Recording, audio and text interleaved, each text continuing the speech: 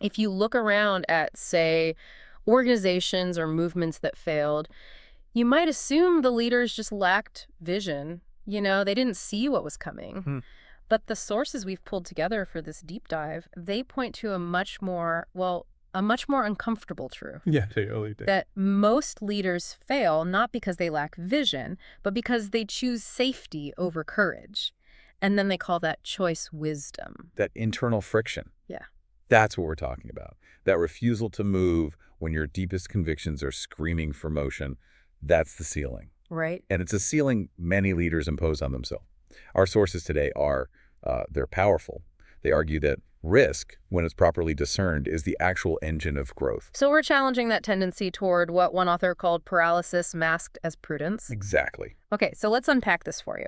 We are really tackling the core question of what true courage is in a leadership context. And it's not fearlessness. No, not at all. And it's not some personality trait you're born with. Our mission here is to understand courage as active obedience under uncertainty. Meaning fidelity to your purpose, even when you don't have all the data. Yes. We want to give you a practical framework for discerning that purposeful risk, what our sources are calling holy risk, from just, reckless leaks. And this is so relevant today because the modern leadership environment, it just creates this intense paradox that drives the paralysis. This is a huge tension. It's a huge tension, absolutely.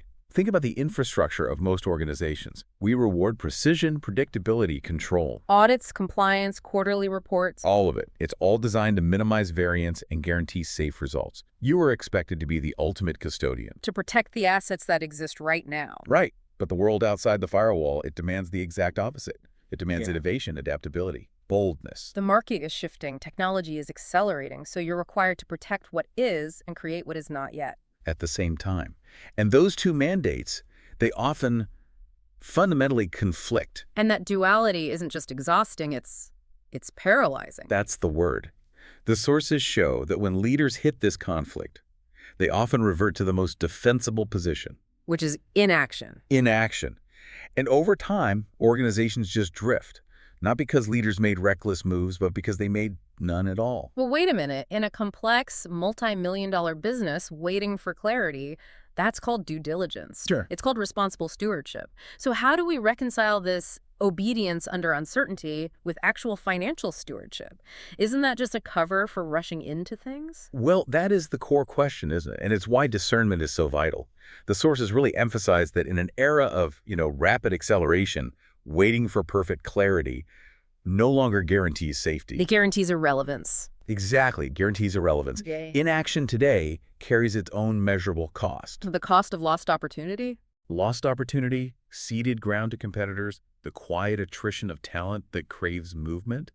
We have to shed this idea that caution is always synonymous with faithfulness. So we have to fundamentally reframe what risk actually is. We're sort of trained to view risk as gambling. Or just poor judgment. Yeah, or as this unnecessary exposure that we need to mitigate at all costs. Right.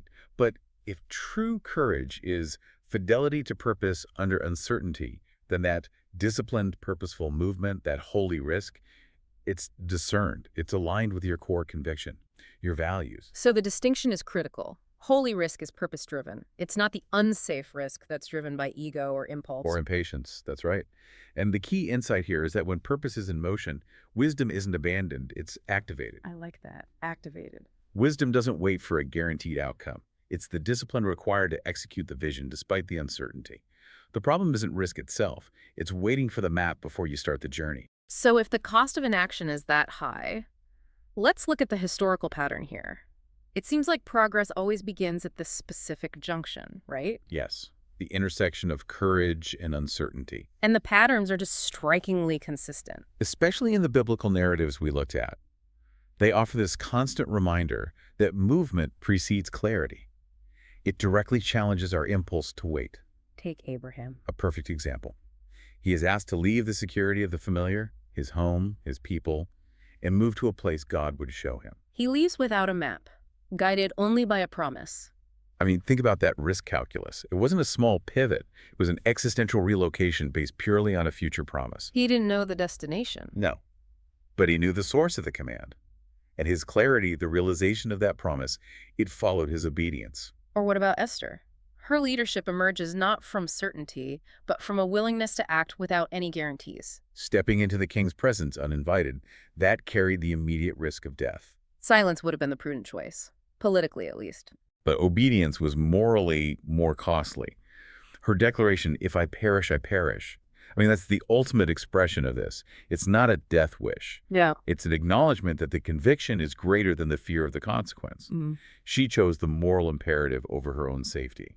And then there's Peter stepping out of the boat. This is one of the most visible examples of moving while the operating environment is completely unstable. He didn't exit the boat because the storm settled and the water went calm. Right, he stepped out because faith sometimes requires movement while conditions are still unresolved and dangerous. He shows that courage is not conditional on comfort.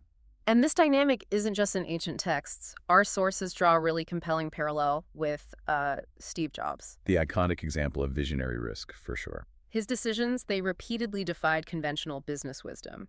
For most companies, the goal is always minimization of risk. Jobs often did the opposite. Right. Think about the market skepticism he faced, betting Apple's future on the Macintosh, or the next T computer after being forced out. Even just returning to the company that had fired him. These weren't impulsive moves. They were risks anchored in an absolute clarity of purpose. A product vision. Exactly. He was willing to absorb massive short-term financial and reputational losses for the sake of long-term transformation that aligned with his core belief. So he wasn't just gambling. He had done the internal work to clarify the destination, even if the path looked dangerous. Precisely. His risks were discerned. They were driven by that fidelity to his purpose, to put a ding in the universe, Yeah. not by the need for immediate positive feedback. Okay, so if history and the market are both screaming that we must move, why do so many smart, capable leaders get stuck? This brings us to the next section, the stillness that signals fear. Yeah, there's a particular kind of quiet that settles over leaders, that quiet pause. And it's so easily mistaken for wisdom, Deep reflection. Right. Where the conviction exists, they know the right move, but the action just doesn't follow. It's an inner war. And leaders, unfortunately, they learn how to sound faithful without actually moving forward. And this quiet paralysis, it's almost always caused by these internal psychological barriers. The sources point to three major threats that trap us. The first is the simple fear of loss. Risk directly threatens security, financial, organizational, personal reputation. It's that psychological dread of giving up a known quantity for an unknown outcome. We see this perfectly in the parable of the talents. The servant who buries his talent does so explicitly out of fear. He justified his inaction as prudence. I was afraid, so I hid your talent. He made safety the reason for disobedience. And in modern terms, this fear shows up as the paralysis of sunk costs.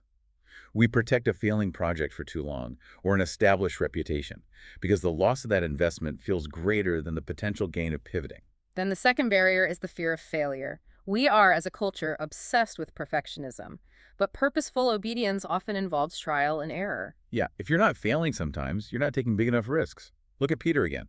He sinks, yes, but only after he walks on water. Right. His moment of failure became the classroom for his growth. So avoiding the classroom, avoiding the potential for a visible mistake, means avoiding the growth itself. And leaders who fear failure create endless committee reviews. They procrastinate, they overanalyze, all of it masking that deeper fear of being publicly wrong. And the third, and this one might be the most insidious, is the fear of people or rejection. This desire for approval that quietly overrides conviction. Risking obedience often means risking misunderstanding or criticism from your board, your shareholders, your peers. One source brings up King Saul's downfall, tracing it to this very root. I feared the people and obeyed their voice. He put external approval over his internal alignment with his mandate. And that's a moment every leader has faced. When you know the right internal move, but the external noise is just so loud, you choose temporary peace instead. Exactly. So if these fears are just, hardwired into us, what's the actual corrective? It can't be the absence of fear. Fear is real. And often useful. The corrective is the decision to move forward with fear properly placed. The principle is this. You align your decision with your deepest, non-negotiable core values, your purpose, like a North Star. Yes.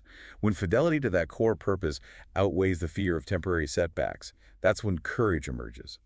It's about deciding the mandate is more important than the safety of your reputation. Which brings us to the crucial, practical question for you, our listener. How do we actually tell the difference? How to distinguish between that purposeful risk and unsafe risk driven by ego or impatience? We need a system. And the source material gives us a beautiful discernment framework that starts by looking at Jesus' model. He refused to leap from the temple just to prove God's protection. That key. It is. He demonstrated that faith doesn't manipulate God or core values. It responds to them. So unsafe risk is driven by self-assertion, but purposeful risk is grounded in discernment and alignment. Which is why we can use what the sources call the biblical risk discernment framework. It offers 5 foundational questions leaders should ask before taking a step of faith. Okay, let's slow down and walk through these because this is the practical tool that can turn theory into action for you. Question 1, alignment. Right.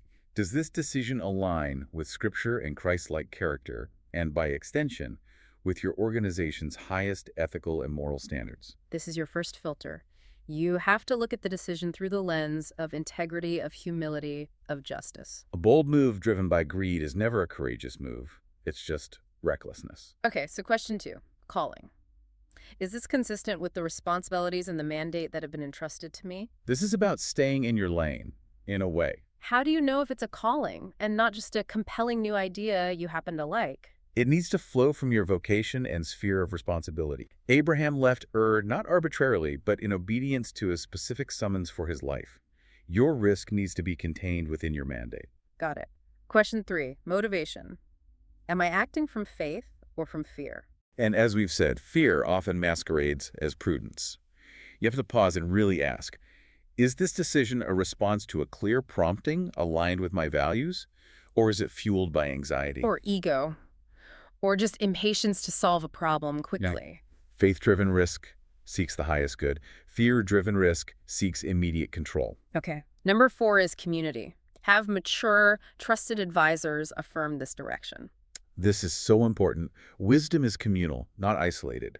Isolation just increases your vulnerability to error because you can't see your own blind spots. Seeking advice on a difficult risk isn't a sign of weakness. It's a mark of courage and maturity. And finally, question 5, fruit. Will this decision cultivate faith, justice, or redemptive impact? This is the long-term measure. It forces you to shift your focus from temporary comfort or even short-term success to lasting significance. Does the outcome contribute to human flourishing, to a higher purpose? That 5-step framework, it really changes the decision process entirely. It doesn't eliminate the risk. No, but it clarifies it. It sanctifies it. Yeah. It allows you to move with discipline. Ultimately, the sources synthesize this so well. Risk is not the enemy of belief. It is the environment where belief matures. As leaders, we have to release the illusion of total control. We have to recognize that clarity often follows obedience, not the other way around. And that makes the implications for contemporary leadership impossible to ignore. The sources argue that the highest risk for you today is often not failure, but surrendering relevance through inaction. So this deep dive is an invitation for you to define one concrete, purposeful risk to take in the near term. It's about translating belief into deliberate action. Confronting that stillness that has maybe settled over your leadership. Because if you continue to postpone movement, eventually that delay starts to feel indistinguishable from disobedience to your core mandate. The challenge is to move decisively. Knowing that the fear is present, but the purpose is greater. So let's end with this reflective thought for you to carry forward. Reflect on your own leadership. Where have you been delaying action in the name of certainty or prudence when fidelity to your purpose was the true requirement? Belief was never meant to be safe. It was meant to be alive. It was meant to be active. Courage, therefore, is not the absence of fear, but the presence of obedience to your highest purpose.